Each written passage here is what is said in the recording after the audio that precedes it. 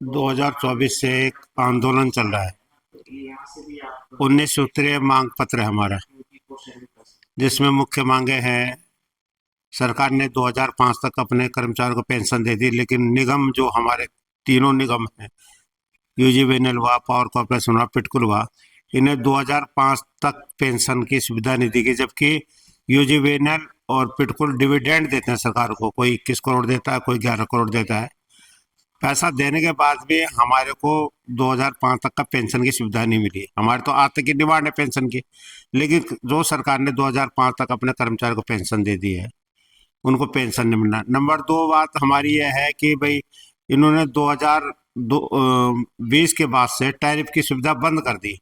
जो नए भर्ती के लोग हैं, चाहे इंजीनियर हैं, चाहे कर्मचारी हैं, वर्कर्स हैं, OA2, OA3, TG2, इनको टैरिफ की सुविधा बंद कर दी कि आपको बिजली टैरिफ मिलती है हमको।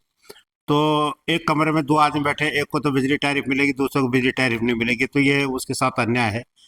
ये जो मुख्य मांग है ये है। उसके बाद हमारी मांग है कि क्लास चतुर्थ श्रेणी को तीसरा समयबद्ध वेतनमान जो है, टाइम स्केल, जो ACP है, जेईस के बराबर, पहले 4200 ने तो 4600 जो है उसको मिलनी चाहिए। TG2 को तीसरा समयबद्ध वेतनमान 5400 और 6600 मिलना चाहिए। उसी प्रकार हमारी मांगे हैं कि जो पदोन्नति में जो वो है सीनियरिटी, वरिष्ठता का ध्यान रखते हुए इंजीनियर्स हो चाहे वर्कर्स हो, उनकी पदोन्नति की जाए।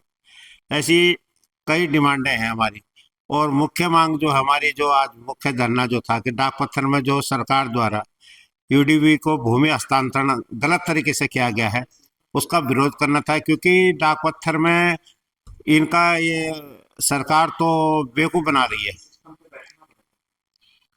मैं बेवकूफ़ी कहूँगा, हालांकि ये शब्द बहुत अच्छा नहीं है, लेकिन ये कहेंगे कि सरकार कह रही है कि जो वहाँ यूनिवर्सिटी खोलेंगे, एजुकेशन हब बनाएंगे, पर्यटन करेंगे, ये करेंगे। हमारा कहने का मतलब है कि एजुकेशन हब और पर्यटन उत्तराखंड के उन गांव में किया जाए जहां से पलायन हुआ है, जहां आज की तारीख में सुअर हैं, भालू का आतंक है, गुलदार का आतंक है, बंदर है, खेती नष्ट कर दे रहे हैं, गांव के गांव पलायन कर दे, वो खाली पड़े गांव। अगर वहां पर एजुकेशन हब बनाएंगे, पर्यटन बनाएंगे, विकास करेंगे, उसका डेवलपमेंट करेंगे, तो वहां पर निश्चित रूप से आबादी थमेगी, पलायन रुकेगा। और ये उत्तराखंड मेन पहाड़ के लिए बनाया गया था, वरना यूपी क्या बुरा था? उत्तर प्रदेश से लड़ाई लड़के हम लोगों ने जो बनाया था। और डाक पत्थर तो पहले से विकसित है। और फिर देहरादून में तो 11 यूनिवर्सिटी है, और देहरादून तो एजुकेशन के नाम पे विश्व प्रसिद्ध है।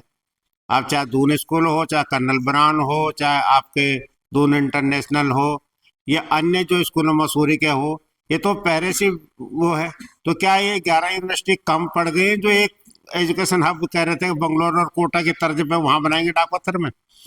और हमारे पे जल विद्युत में तो पहले से ही हमारे छिबरो, खोदरी, ब्यासी, पावरोस, उसके बाद लखवाड़ बांध आ गया है बहुत बड़ा, जिसमें 6 प्रदेश प्रभावित होंगे पानी के, जो उत्तराखंड, उत्तर प्रदेश, हिमाचल प्रदेश, दिल्ली, हरियाणा।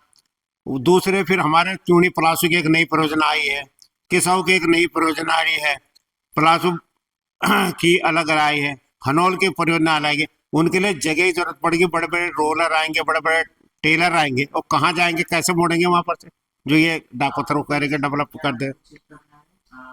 जिन्होंने सन 1952 में पंडित जवाहरलाल नेहरू ने इसकी स्थापना की थी डाक पत्थर में। और वहाँ के जो किसान थे, लोग थे, जिन्होंने वो भूमि दी थी, वहां पर किसी प्रयोजन से तो ली होगी उन्होंने, कि आगे नए समय में आने वाली और परियोजना आएंगी, तो इसके लिए भूमि को कहते हैं अपर्याप्त है। अपर्याप्त तो भूमि हमारे को तो और भूमि की आवश्यकता है वहां पर डाक पत्थर में। तो गलत बोल रही सरकार, गलत तरीके से वो भूमि का वो करे, ADP को दे देंगे भूमि का, और वो करे। कहाँ रहेंगे यहाँ के जो ये इतने परियोजना के कर्मचारी, कहाँ पर रहेंगे?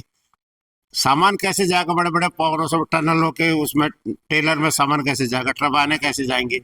और RMU होगा, रिनोवेशन होगा, तो कहाँ पर रखे जाएंगे? तो उसके लिए तो अभी और भूमि की आवश्यकता है। और इसी भूमि को दिया जाए तो किसी ने, जिन्होंने उस टाइम पे भूमि ली थी, बनाई थी, बड़े बड़े इंजीनियर हो या नीति नियमन हो, वो बेवकूफ तो थे नहीं।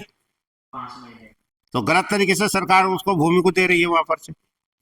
भूमि को लेके आपकी क्या मांग है? क्या वहाँ पे आवासीय परिसर कर्मचारियों के लिए डेवलप हो? क्या वहाँ पे होना चाहिए?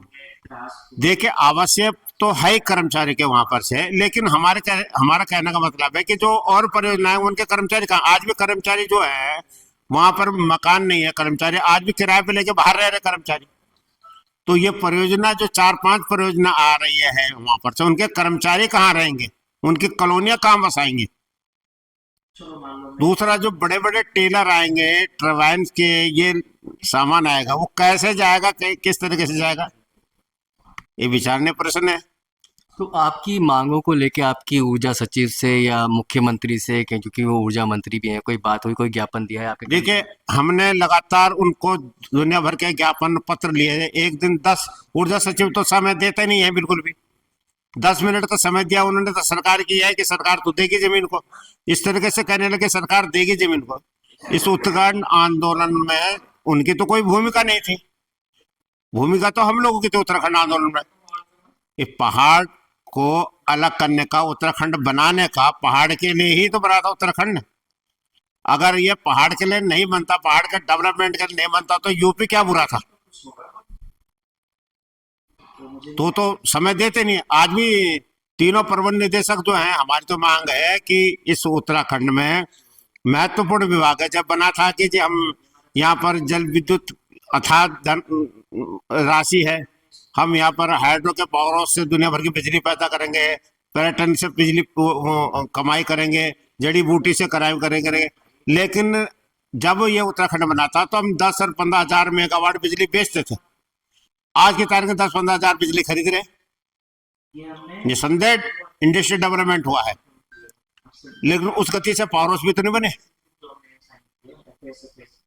और हाइड्रो की बिजली सबसे सस्ती पड़ती है।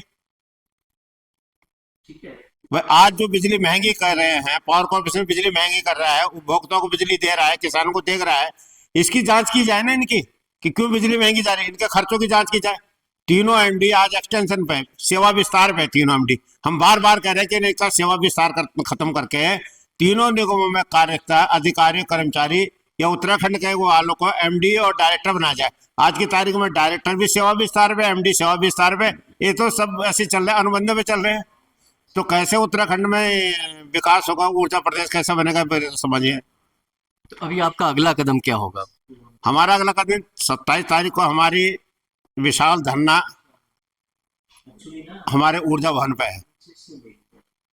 उसके बाद 6 तारीख को यहाँ से एक रैली निकलेगी यूजीबीएल से ऊर्जा भवन तक। और उसके बाद भी शाम तक का हमारा जागरण में कुछ नहीं हुआ तो हम उसके बाद से 6 तारीख के बाद से शाम से हड़ताल पे चले जाएंगे। अगर हमारी आज तक का निगम ने हमसे कहीं वार्ता के लिए कोई आमंत्रण नहीं किया। अभी तक कोई आवंटन नहीं है? वो आमंत्रण नहीं आया। तीनों निगमों में 19 सूत्रीय मांग पत्र, जो जो मांग निगम अपने स्तर पर कर सकते थे वो भी निगम नहीं कर रहा है। तो कर्मचारी तो आक्रोशित होंगे। हमारे पास, हमारा हड़ताल करने का कोई उद्देश्य नहीं है, हमारा आंदोलन करने का कोई उद्देश्य नहीं है। लेकिन हम ये आंदोलन और ये धरना और अगर हड़ताल होती है तो ये मजबूरी में सरकार और प्रबंधन द्वारा कराई जाएगी हड़ताल, हमारी मंशा नहीं है। इनकी उससे हम हड़ताल पे जाएंगे।